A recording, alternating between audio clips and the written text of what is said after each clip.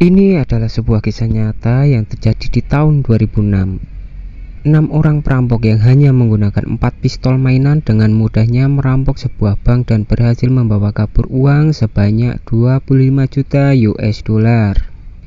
Yang lebih mengejutkan lagi adalah dalang dari perampokan terbesar di dunia ini ialah penulis skenario dari film ini sendiri.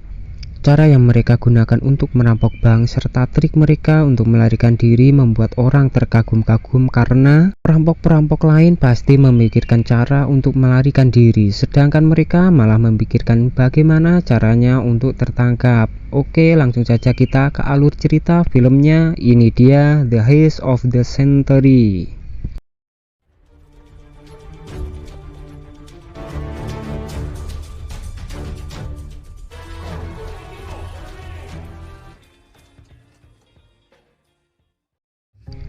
Cerita dimulai di malam berhujan. Sebuah mobil yang melaju kencang mencipratkan air ke tubuh seorang yang bernama Cahyo. Ini dia orangnya. Ketika itu dia membuang puntung rokoknya ke jalan dan tanpa diduga-duga puntung rokok itu terbawa oleh air hujan dan masuk ke dalam penutup lubang pembuangan air. Begitu mengangkat kepalanya, sebuah bank Rio de Janeiro berdiri tepat di depannya. Lantas dia mengikuti arah aliran air sampai ke pinggiran kota dan benar saja di bawahnya ternyata ada sebuah jembatan. Cahyo pun menelusuri tempat itu dan menemukan pintu keluar yang menghubungkan semua titik di kota ini.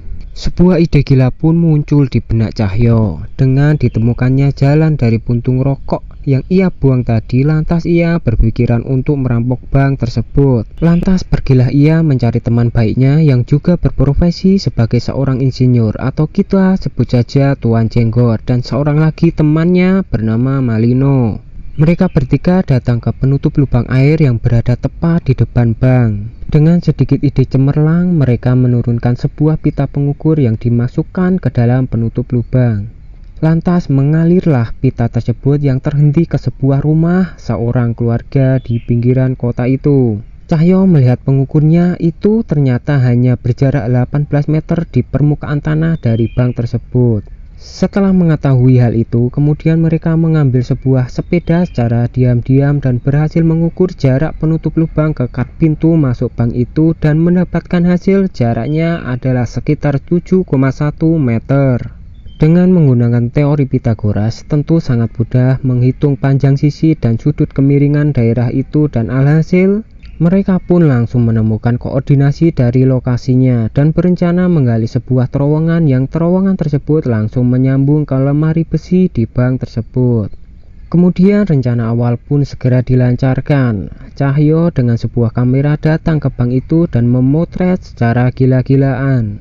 Bukannya menghindari dari para petugas keamanan, namun Cahyo dengan sengaja malah menarik perhatian para satpam. Setelah dibawa ke ruang interogasi, para satpam lantas segera mengecek kamera yang dibawa oleh Cahyo. Akan tetapi mereka sama sekali tidak menemukan foto apapun karena memori dari kamera tersebut telah diambil oleh Cahyo. Ternyata tujuan dari tertangkapnya Cahyo bermaksud untuk melihat posisi lemari besi tersebut. Setelah mempunyai gambar denah bank, mereka lantas memikirkan bagaimana caranya membuka brankas karena hal itu akan menjadi kunci dari rencana mereka.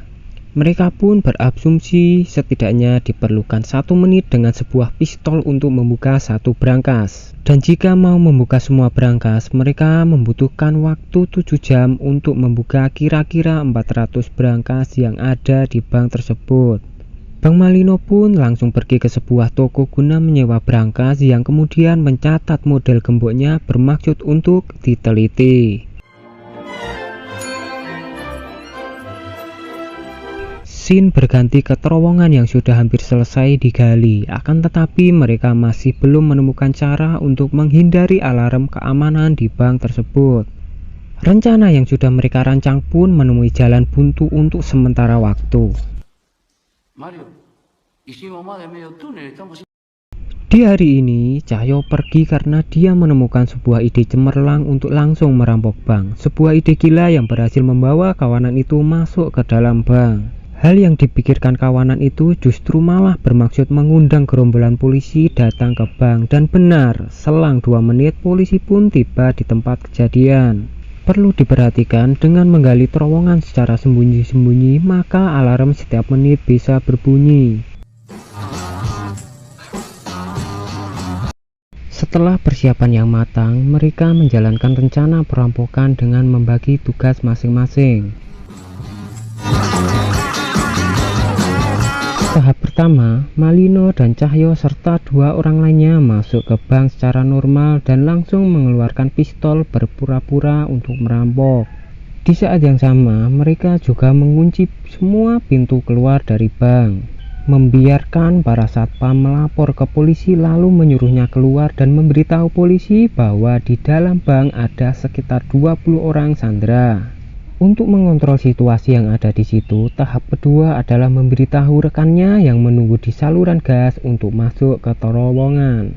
Tahap ketiga adalah merusakkan semua kamera untuk mencegah bocornya identitas. Di saat yang sama, setelah serangan dilancarkan, tahap terakhir ini adalah tahap terpenting di dalam rencana mereka. Mereka pun membuka brankas dengan alat pembuka kunci ajaib buatannya sendiri dari sebuah meriam yang sebenarnya adalah sebuah mesin hidrolik portable. Alat itu mampu membuka satu kunci dengan hanya waktu 7 detik. Dengan alat tersebut, mereka seperti membuka kotak mainan yang sudah rusak dengan mudahnya. Di saat yang sama, polisi waktu itu sudah mengepung bank tersebut.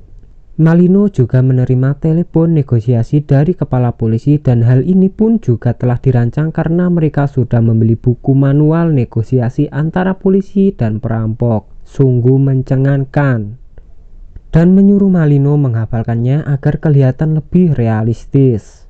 Saking dramatisnya, Malino sampai ikut kelas akting waktu itu. Tension. Kepala polisi dan Malino seperti sebuah buku pelajaran, satu bertanya, satu menjawab. Membuat kepala polisi sangat percaya diri waktu itu karena kepala polisi juga tidak menyangka tujuan sesungguhnya mereka merampok bank hanya untuk menunda waktu. Di saat yang sama, telepon genggam seorang nenek sandraan berbunyi. Dia bilang hari ini adalah hari ulang tahunnya. Mendengar hal itu, Malino pun mencari sebuah kue kecil untuk merayakan ulang tahun nenek tersebut, kemudian mengirimkannya keluar dari bank dengan aman. Hal itu bermaksud karena jika mereka tertangkap polisi ketika Sandra tidak terluka dan meninggal, itu adalah bukti penting untuk keringanan hukuman mereka. Tindakan tak terduga dari Malino membingungkan polisi yang di sana. Kemudian dia pun melanjutkan berbicara dengan kepala polisi. Saat itu alat pembuka kunci ajaib menjadi terlalu panas karena sering digunakan terus-menerus. Malino dan kawan-kawan tentu harus mengulur waktu lebih banyak waktu untuk menjalankan alatnya kembali. Akhirnya Malino pun memberitahu kepala polisi bahwa dia hanya ingin berunding namun ditemani dengan seorang pengacara. Ketika semua sudah diatur sedemikian rupa dan waktu sudah diulur, akhirnya alat pembuka kunci ajaib itu mulai bisa digunakan kembali. Tidak lama kemudian jam tangan semua orang berbunyi di saat yang bersamaan. Mereka pun menyadari bahwa ini sudah waktunya untuk mereka mundur. Lalu Malino pun mengeluarkan telepon genggam, menelepon kepala polisi untuk terakhir kalinya dan meminta mereka mengirimkan 5 pizza ke dalam bank tersebut. Langkah selanjutnya, mereka memasukkan kantong-kantong uang dan emas yang sudah mereka kemas ke dalam terowongan. Emas dan perak yang tak terhitung jumlahnya meluncur ke saluran gas terowongan, dan di sini sudah disiapkan 2 perahu untuk mengangkutnya. Cahyo mengeluarkan sebuah kain, menyusun rapi senjata mereka karena semua senjata yang mereka gunakan adalah senjata palsu. Dengan begini, biarpun mereka tertangkap, mereka tidak akan dihukum berat. Di saat itu, pizza yang mereka pesan sudah sampai. Lantas kepala polisi menelepon kembali, akan tetapi tidak ada yang mengangkat teleponnya sama sekali. Merasa ada yang aneh, kepala polisi pun menyuruh anak buahnya mendobrak masuk guna menangkap para perampok. Ketika sudah di dalam, sebuah penutup lubang di bawah kakinya menarik perhatiannya. Saat ini, Cahyo dan kawan-kawannya sudah naik perahu angin dan melaju ke tempat tujuan. Kepala polisi lantas menggeser lagi sebuah lubang yang ditutup oleh lemari, akan tetapi ada granat yang diikat di dalam lubang tersebut. Anak buahnya pun melaporkan semua senjata yang digunakan oleh perampok ternyata adalah senjata mainan. Lantas granatnya pun pasti juga bohongan. Kepala polisi langsung masuk ke terowongan dan menyuruh anak buahnya menjaga setiap saluran gas yang ada di kota itu. Tak mau tertangkap secara konyol, Cahyo dan kawan-kawannya mengambil jalan berlawanan. Mereka memilih dengan asal salah satu saluran gas di bawah kota.